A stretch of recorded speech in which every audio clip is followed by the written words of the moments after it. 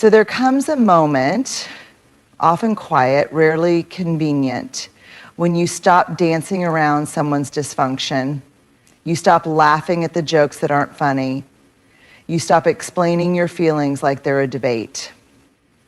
And in that moment, something powerful happens. The narcissist loses everything. Not because you raised your voice, not because you fought fire with fire, but because you did something much harder.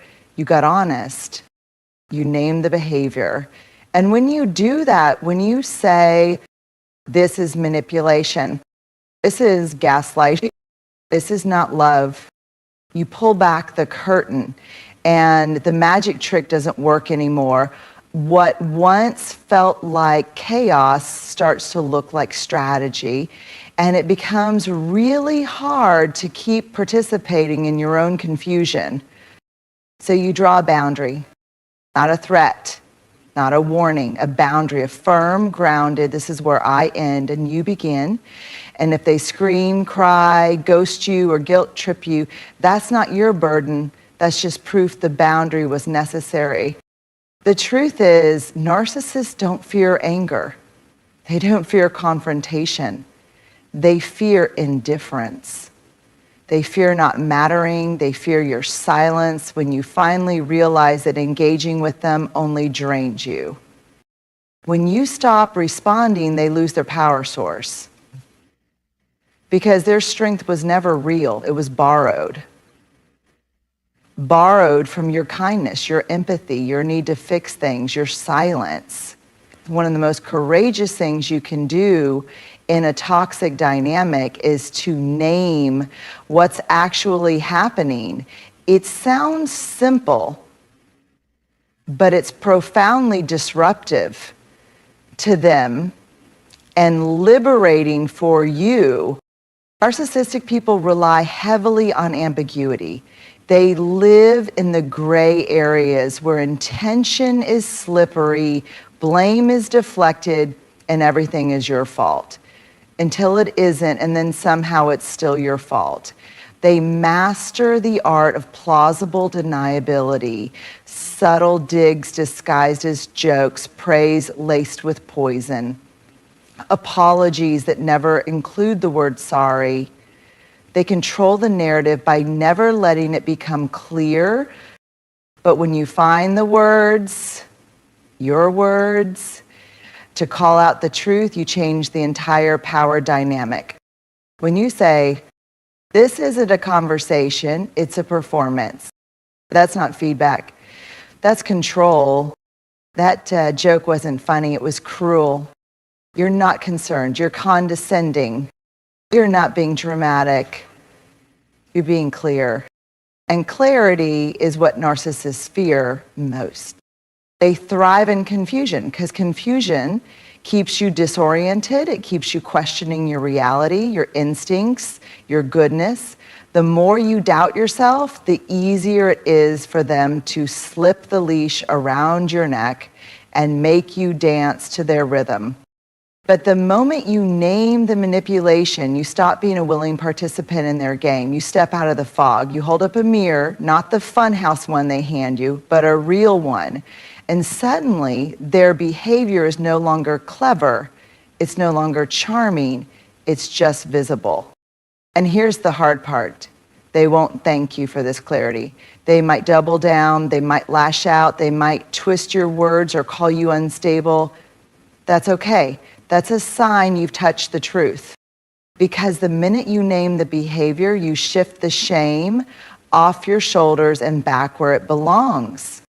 You begin to rebuild the most important relationship you'll ever have, the one with yourself.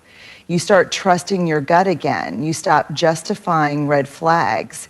You stop calling emotional neglect normal. You stop apologizing for noticing the tension in the room. And in this clarity, something even more powerful begins to grow, your freedom. Naming the behavior won't always fix the relationship, but it will always restore your footing. It tells your nervous system, you're not crazy, you're not too sensitive, you're paying attention. And that, more than anything else, strips a narcissist of the one thing they need to survive. Your silence, boundaries are not walls, they are not ultimatums, they are not acts of cruelty. Boundaries are the most honest form of self-respect we can practice. And for narcissists, boundaries are unbearable. Why? Because boundaries clarify where you end and they begin. And in the narcissistic mind, there is no true separation. You are not seen as your own person with your own needs, values, and voice.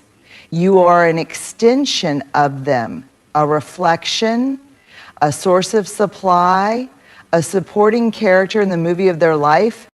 So when you place a boundary, when you say, yeah, it's not okay, or I need time to think, or simply no, you're not just limiting their access to you, you're confronting the false reality they've built.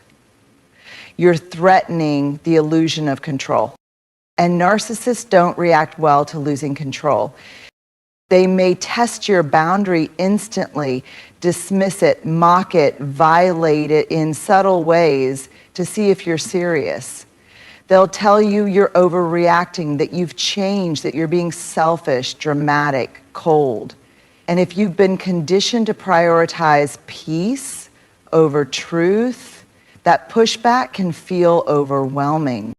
But here's the secret. The moment they feel your boundary is real, not a bluff, not temporary, not up for negotiation, they panic because they know they've lost access not just to your time or energy, but to your emotional compliance. You see, narcissists don't fear conflict. They don't fear arguments. What they fear is accountability. And boundaries demand accountability. Boundaries say, you don't get to call me at 2 a.m. and unload your chaos. You don't get to dictate how I feel about my own story. You don't get to harm me and call it love. And here's what most people misunderstand. Boundaries aren't just about the other person. They're about what you are no longer willing to carry. You set a boundary not to punish them, but to protect your peace, to honor your healing, to reclaim the space that was taken from you by guilt, fear, or conditioning.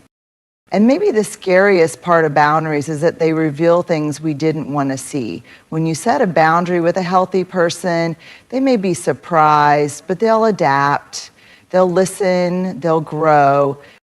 When you set a boundary with a narcissist, they'll fight, they'll guilt you, they'll twist it into an attack on them. And if they can't control you, they may discard you, not because you did anything wrong, but because you stopped being easy to manipulate. That's not a loss. That's protection. Boundaries are not cruelty, they are clarity. They don't push away love, they filter out harm. And for narcissists, that filter is unbearable because it exposes their behavior for what it is. Without access to your emotional labor, your forgiveness on demand, your people-pleasing reflexes, they are left to sit with their own emptiness. And that, more than anything else, is their greatest fear. So yes, boundaries are the narcissist kryptonite. But for you, they're your compass, your strength, your line in the sand that says, I will not abandon myself to belong to you. And that is the beginning of real, unshakable freedom. There's a moment in every toxic dynamic when you realize this isn't a disagreement, it's a setup. You're not arguing about the dishes or the tone of your voice or who said what last weekend. You're trapped in a loop, one carefully designed to keep you off balance, over-explaining, and emotionally drained. Narcissists don't want resolution, they want reaction. They want you to get flustered. They want to poke and prod until you break down and defend yourself, because in that moment, when you're hurt, loud, and emotionally spinning, they can point and say, See, you're the problem. It's bait. And once you see it for what it is, you realize the most powerful move isn't to fight harder or explain better. It's to not play the game at all. Refusing to engage breaks the cycle. Because without your energy, your reactions, your justifications, their pattern begins to collapse. You see, narcissists don't thrive on silence. They thrive on drama. They thrive on conflict that keeps the spotlight on them. When you go quiet, not out of fear or passivity, but out of clarity, they lose their power source. You're no longer dancing to their rhythm.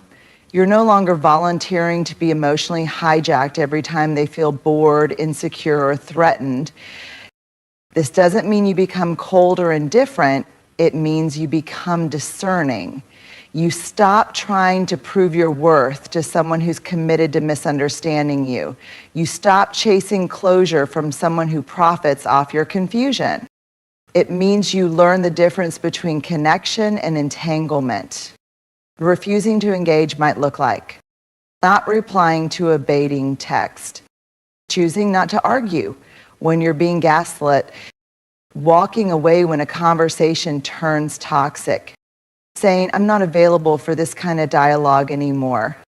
It doesn't feel powerful at first. It feels foreign. It feels unnatural, especially if you've been trained through trauma, through culture, through childhood, to believe that love means staying, fixing, and endlessly explaining.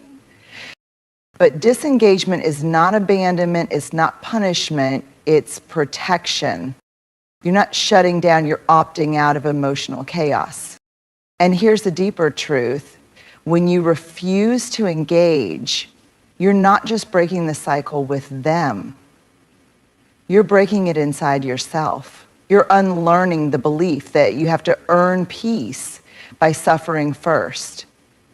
You're reprogramming your nervous system to recognize safety not as silence after the storm, but as the absence of the storm entirely. Because the more you engage, the deeper you get pulled into the dysfunction, you lose sight of your center, your voice, your values. But when you pause, when you breathe, when you refuse the invitation to chaos, you regain the most sacred thing narcissists hope you'll forget, your inner authority.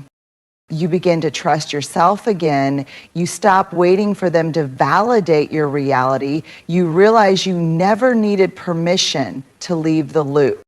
So yes, refusing to engage might feel small. It might feel like doing nothing.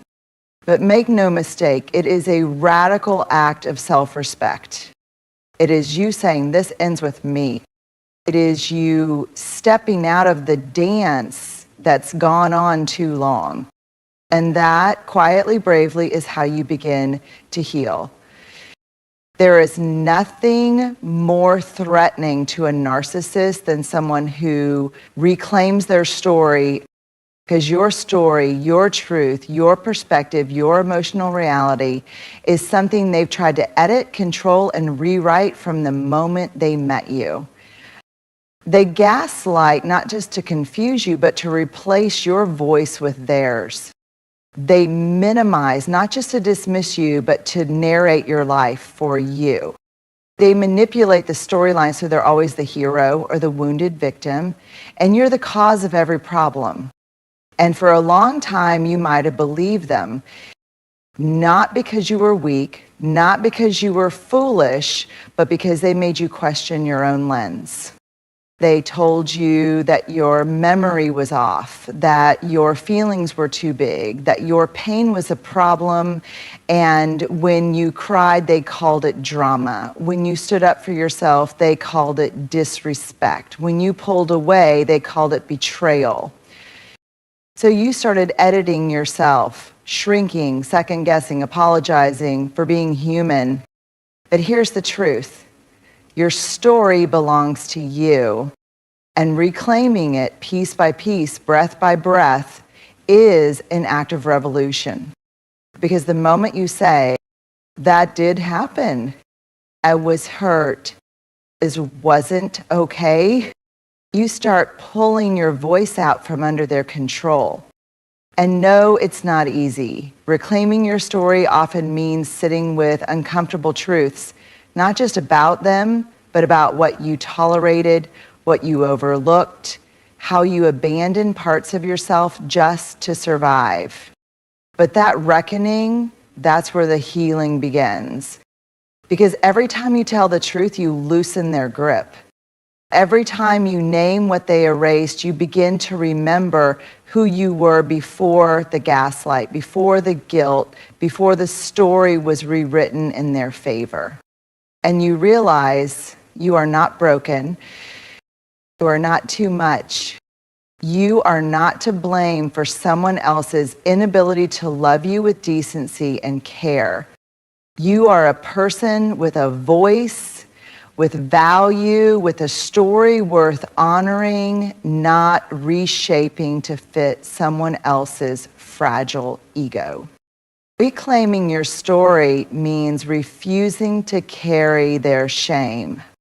It means taking your narrative back from the hands of someone who used it to control you.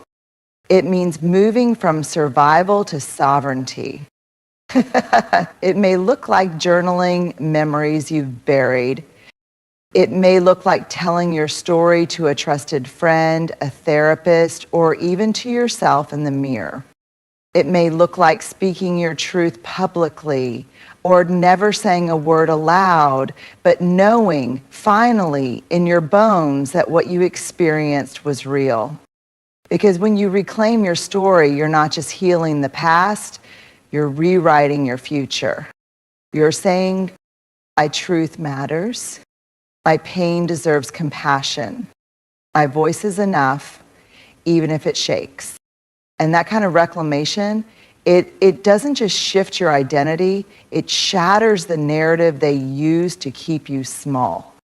Narcissists lose everything when you do this, because you are no longer someone they can narrate, distort, or define. You become someone they can no longer write into their story, because you're finally writing your own. And that, more than anything, is the most revolutionary thing you can do. One of the hardest lessons to learn, especially if you're a deeply compassionate person, is that empathy can be misused, not by you necessarily, but against you. When you're in a relationship with a narcissist, your empathy becomes the very thing they count on to keep you close. They know that if they cry, you'll comfort them. If they rage, you'll try to understand. If they hurt you, you'll try to see why they did it. And let's be honest, at first that feels like love. It feels like connection, like doing the emotional work, like choosing grace over judgment. And in healthy relationships, empathy does exactly that. It softens hard moments, it builds bridges, it invites healing. But in toxic relationships, especially with narcissists, your empathy becomes a trap. They weaponize it. They use your compassion as a shield to avoid accountability. They twist your understanding into a reason you should stay quiet, stay small, stay forgiving. They rely on your kind heart to excuse the harm they cause. And over time, you begin to feel it, the quiet erosion of self. You start to carry the weight of their emotions while dismissing your own.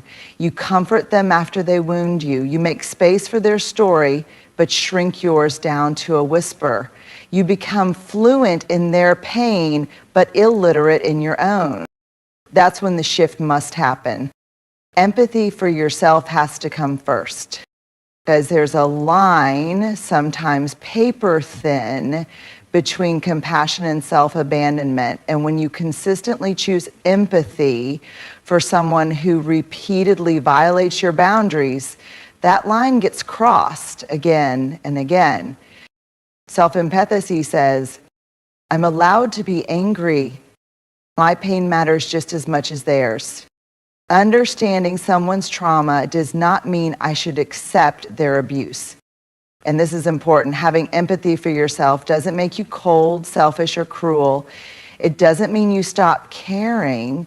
It means you stop bleeding for people who keep handing you knives. It means you stop turning your emotional labor into a down payment on their potential. Because at some point, your healing will demand this question: what would it look like to treat myself with the same tenderness I give everyone else? That is empathy. That is love. That is justice. It might mean walking away, not out of bitterness, but out of clarity. It might mean holding someone accountable, not to punish them, but to honor yourself. It might mean saying, I see your pain, but I will not let it be a weapon against mine. And narcissists, they can't stand this shift, because when you prioritize empathy for yourself, you stop being predictable. You stop being controllable. You stop twisting yourself into a shape that makes them comfortable. And they lose something vital, access to your compassion without cost. Choosing self-empathy is one of the most radical acts of liberation you can practice in the aftermath of emotional manipulation, because it tells your nervous system, I matter, my experience is real. I don't have to bleed to prove I'm good. So yes, empathy is a beautiful, human, necessary gift, but it is not a tool of martyrdom. It is not a reason to stay in pain, and it is not your job to be the salve for someone who won't stop cutting you. Empathy for yourself, it's survival, it's sovereignty. It's coming home to the one person who never deserved to be left behind, you. Here's what no one tells you. Narcissists don't just fear being exposed, they fear you waking up. Because once you wake up, once you name the behavior, set the boundary, refuse to engage, reclaim your story, and finally choose yourself over them, the game is over. Not with screaming or revenge or chaos, but with stillness, with clarity, with the sacred act of choosing your own nervous system over their emotional warfare. They lose everything when you do this, because their power was never about who they were. It was always about how much of yourself you were willing to give away. And when you stop giving them your silence, your peace, your forgiveness on demand, they're left standing in front of the mirror they've avoided for years. Meanwhile, you become something entirely different. You become someone who no longer apologizes for taking up space. Someone who trusts their own perception. Someone who walks away without needing to explain the 1,000 ways they were hurt. Someone who knows, I am not broken. I was just being bent to fit inside someone else's dysfunction. This is the revolution.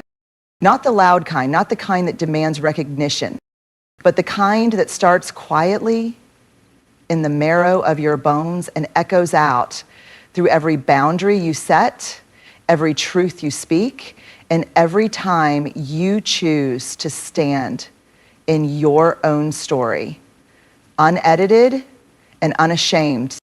You don't need revenge. You need healing. You need wholeness. You need freedom. And that's exactly what you've begun. So let this be the final page of their narrative and the first chapter of yours.